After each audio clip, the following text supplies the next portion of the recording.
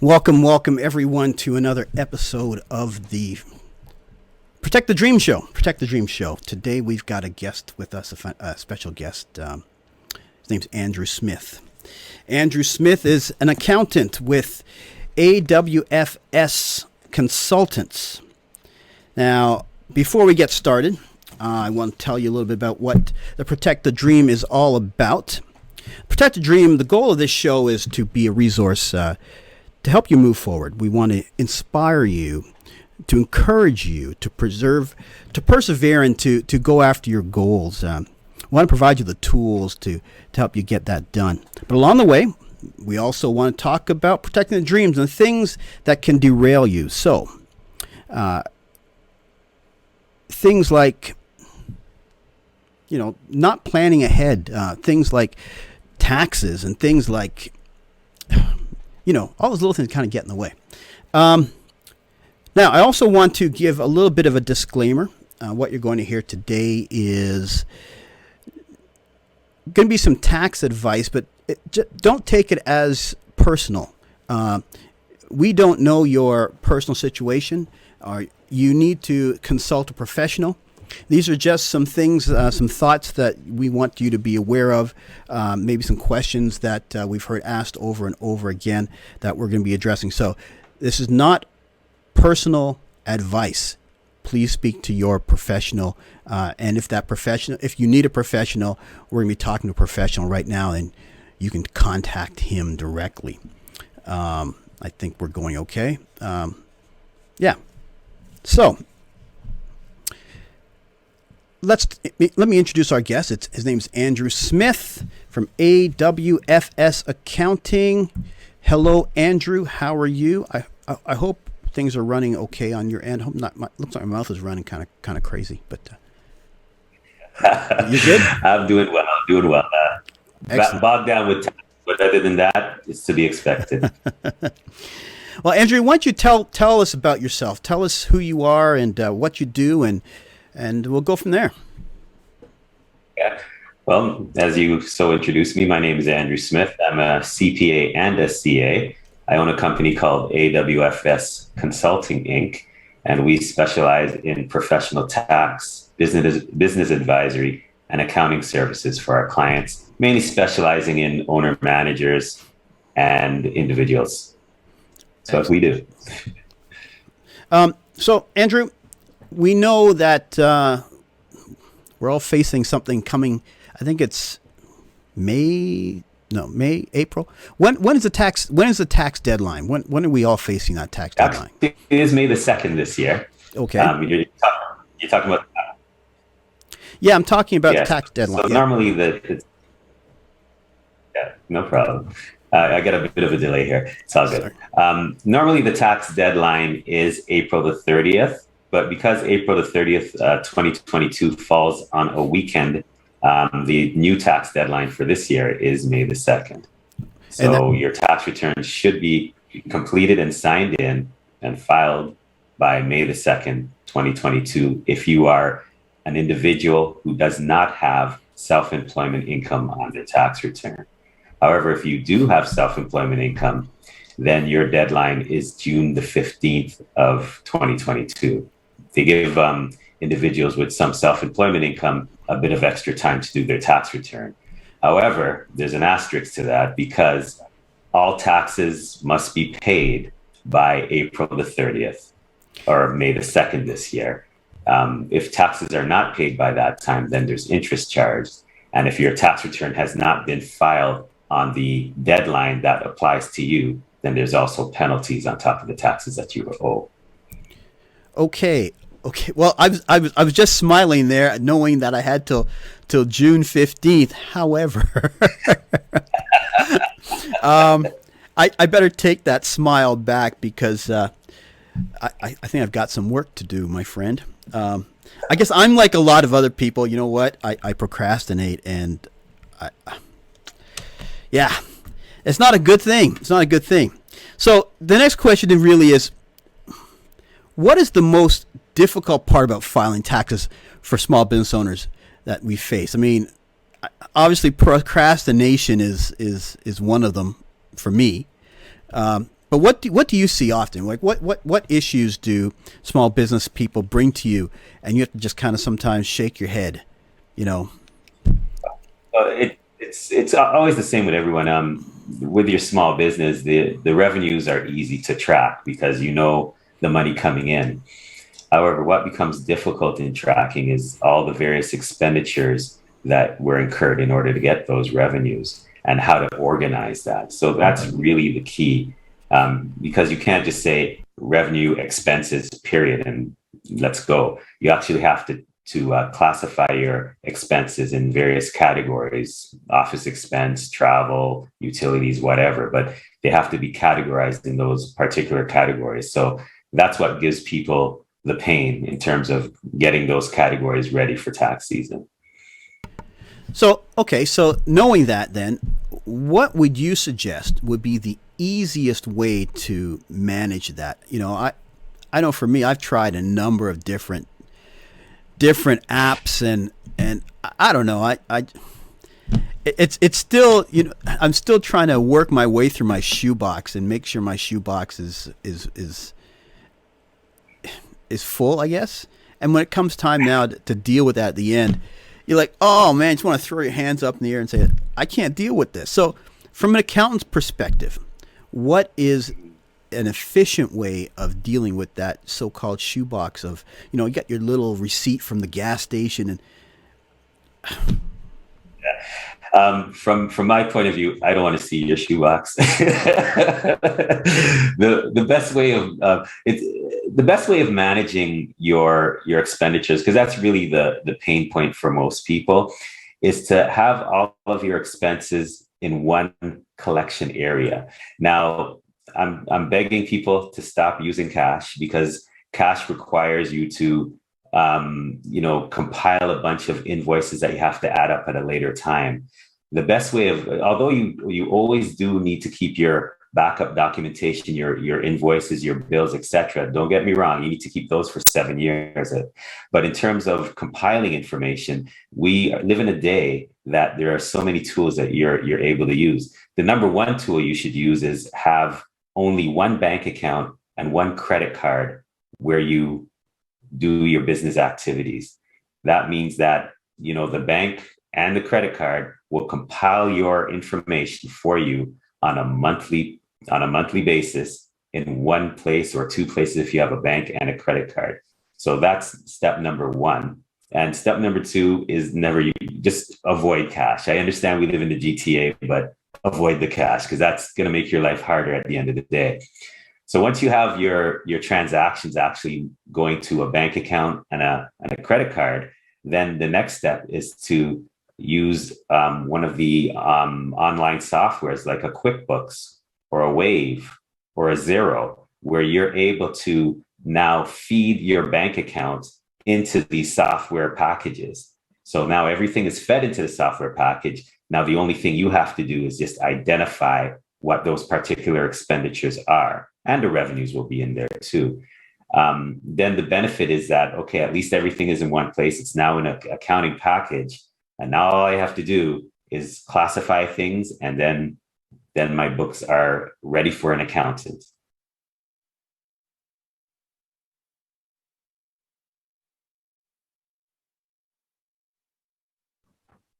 right there. Okay, we got you. Well, okay. Well, I know that for me, trying to keep that all straight has been quite it's always a task, right? And getting there, just the whole fishing through. And I've tried a number of things, but you know what? I'm going to take your advice. Actually, in a way, I did take my advice. I try to use my debit cards, or have a debit card that I keep everything. I try to deal with that, so I have my statement to work off of. But still, it's still a task at the end of the day, right? So now we've been definitely.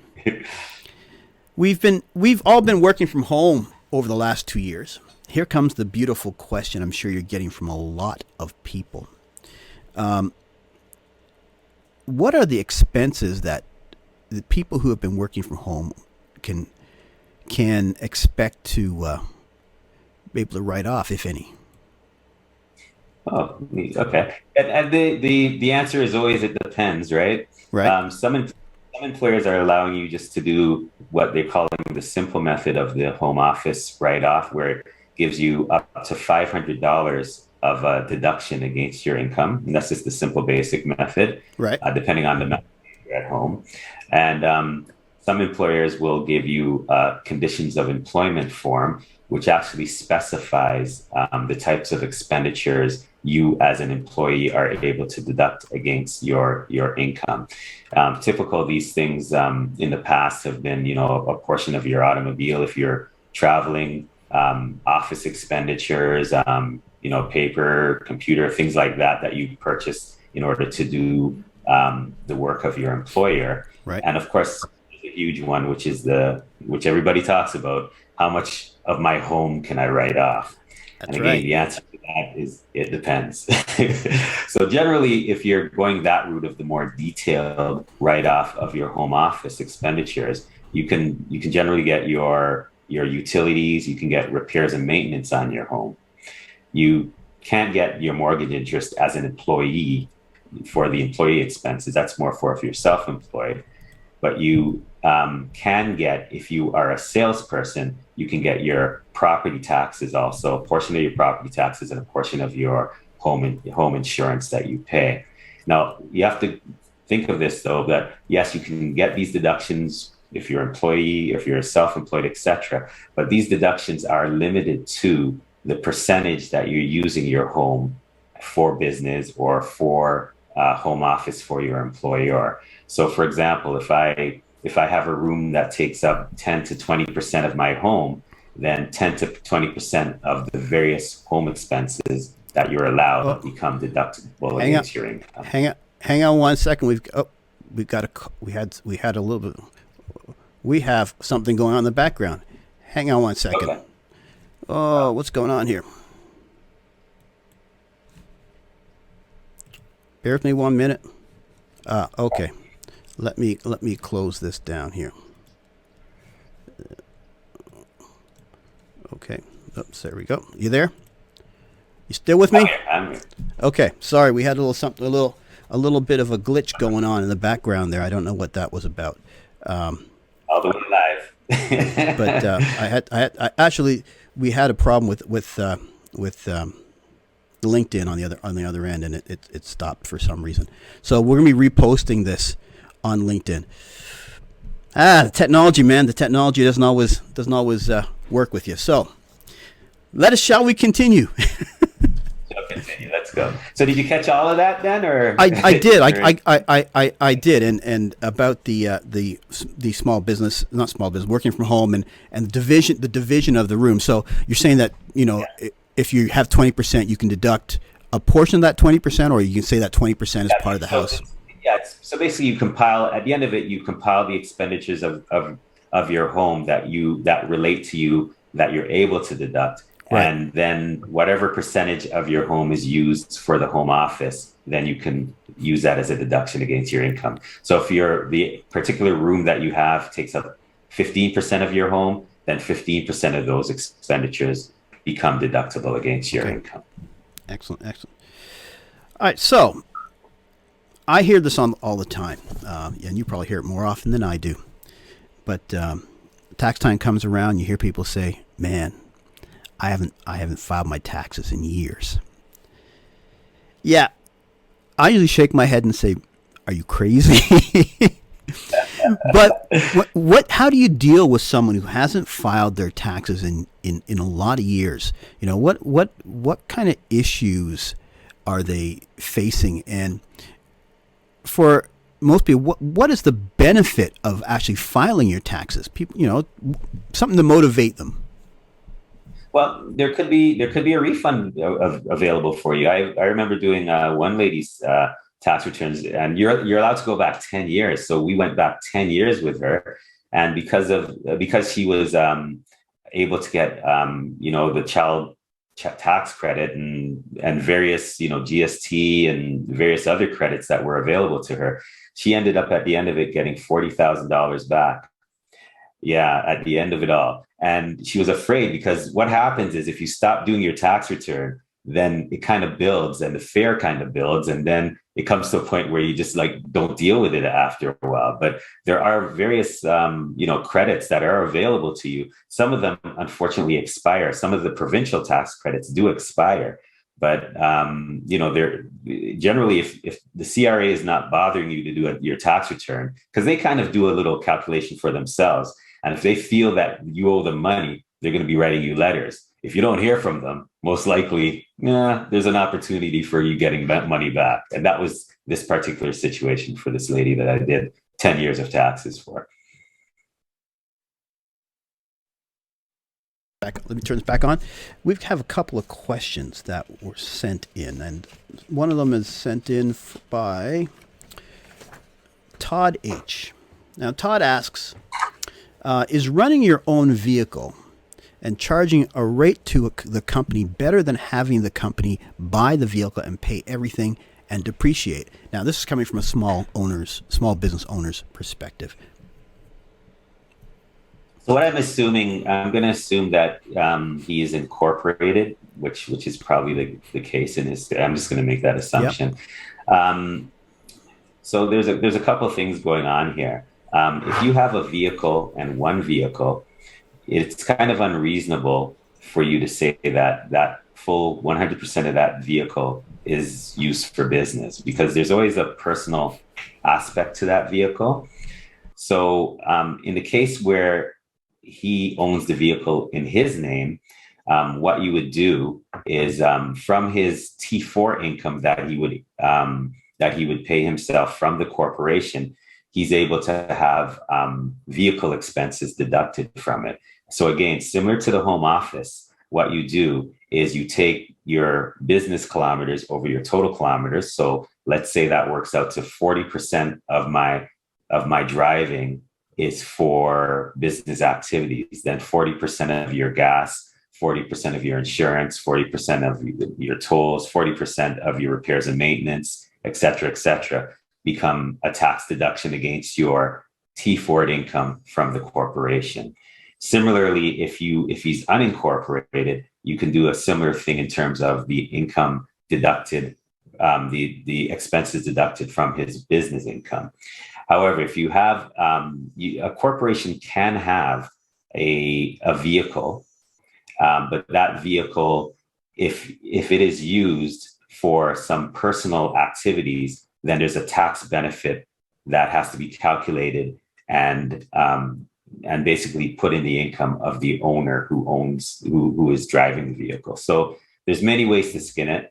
But if there's any if a corporation owns the vehicle and if there's any personal use of that vehicle, then we have to calculate a standby charge, which gives income to the actual employee owner who's driving the car. So again, we'd have to look at the particular situation to see what works for that particular individual. But there's many ways to skin a cat.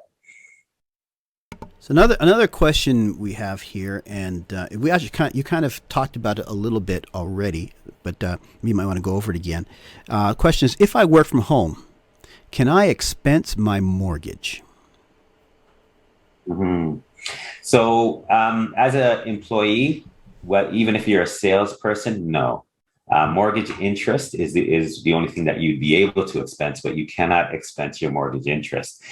As a self-employed individual, then the home office expenditures are expanded. So mortgage interest is one of the things that you will be able to deduct as a self-employed individual. Now,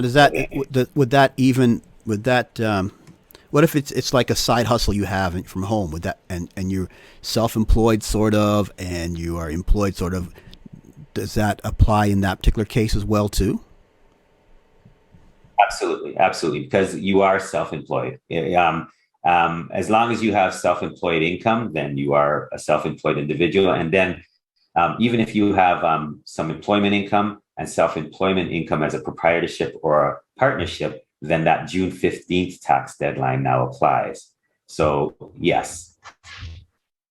And I will also add the June 15th deadline for self-employed individuals also applies to the self-employed individual's spouse. So even if the spouse is not self-employed, if their partner is, then both of them are June 15th in terms of the tax deadline. And does that matter whether they're filing together or filing separately, or is it because, or do they have to file together? Again, you don't necessarily have to file together, but generally what happens is your spouse's social insurance number, etc., goes on your other spouse's tax return. So Right. as long as you're either common law or married with the paper, then you have that June 15th deadline if one of the spouses are self-employed. So the next question we have here, and is a question that I know bothers a lot of self-employed people. How long does CRA require us to keep all our documents? I know I've got mounds of boxes here in my office, and man, I'd love to put some of them in the shredder, you know. But what is that number? I mean, you hear 10 years, you hear 7 years, you hear various numbers. So what's reality? The same number is 7 years. 7 years. 7 years is what you're required to keep your documents for taxation, be it corporations or individuals. So anything after 7 years, let's have a bonfire and bring some marshmallows. So if I'm an employee, I'm also I'm an employee, but again, I have that side hustle, right? What do I need to do anything special for tax season? Should I be aware of any pitfalls that could come my way because of these two things that I'm doing? You know, maybe I'm working, I don't know, Mr. Corporate, but on the side I might be Mr. Uber, or you know, something else. So what do I have to be aware of? What kind of problems can I face by doing these two things? No, none for tax purposes, other than just being organized in terms of it goes back to organization in terms of your self-employed activities. The one pitfall that I have seen is with your 9 to 5.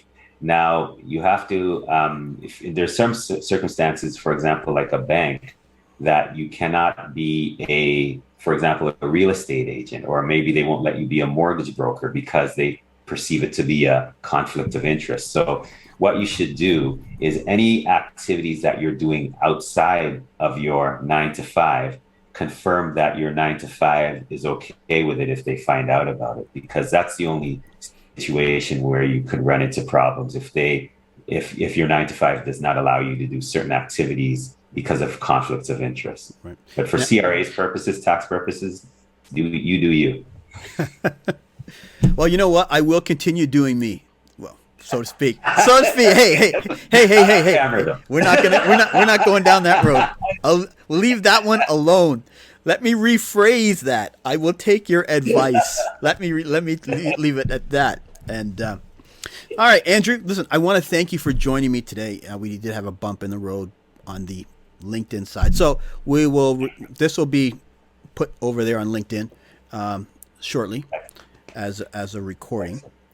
And if someone's looking for a fantastic, reliable, honest accountant. Now, people, before we go any further, before we end this, I should tell you I've known Mr. Andrew Smith for 30 years. Yeah, a long time. About 30 years. 40, Mark. Yeah, maybe 40. That's not 40. It's probably 30. You're telling people how old I am, dude. And he's really good at what he does. He is very well known within the Greater Toronto area as a professional, and he does an excellent job for his clients. So if you're looking for a reliable, honest, I shouldn't say honest because that just kind of, it's there, guy. You know what? Actually, before I get into this, I want to just mention one more thing. I'll come back to that. But if you're looking for a really great accountant, Andrew Smith at AWFS Consultants is a really great resource to go to. And as a financial advisor, insurance person, we always try to surround ourselves with people who can enhance our businesses and provide really great services for our clients. And Andrew is one of those guys. One thing I do want to just kind of talk about real quick is, and this is something that we're going to come back to hopefully in the next few weeks, maybe in May sometime. You've become an author. Yeah, I have. I actually have, yes. I wrote a book called Rebuilding Janice, available now as an ebook on Amazon. Paper copies are now being printed. And basically, the book chronicles the family experience that we had when my wife Janice was struck with a major stroke on March the 18th, 2019. And the book goes through that experience, ICU, the hospital, rehabilitation hospital, and then coming home and then dealing with memory issues and various other things. And it's been 3 years since, and we're still in rehabilitation, but we are very much hopeful, and exercise, good diet, and positive thoughts, and I surround her with love, and she surrounds me with love. And again, I won't get into detail on that. But it's all good. I'm gonna be buying your book. I haven't bought it yet, but it is on my list of things to do. And one, it's important to me because I had a similar experience with my father just 2 months prior to that, to Janice, and following that experience, that first quarter of 2019, my father, Janice, and another friend experienced a stroke. All within 3 months, we saw these three people. So it's no joke, people. It's no joke. So we will get back to that, and I'd really love to talk to you a little bit more once I get a chance to read it. And also, these past, just a little secret to let people in on. If you know Andrew and you've been following him on Facebook, he's become quite the poet as well. A man of many talents. So maybe at some point we'll be able to see some of his prose in book form or ebook form. So actually, that's in the works also. So after I've gotten this book out, that was my first baby I birthed, and my next baby is going to be a book of poetry, and that should be out in the summertime sometime. So yeah, once you start writing, I've just been bitten by the bug, and I can't stop. I write every day, actually. Well, there you go, folks. This Andrew's a great example. Is if you have a drive, if you have a inkling to do something, just go ahead and do it. And don't be afraid. Protect the dream, right? If that's the dream, just jump in there with both feet and do it. So, all right. So thank you, Andrew Smith. We appreciate it. We want everybody to know, again, if you're looking for a great insurance agent, that's me. There's my information.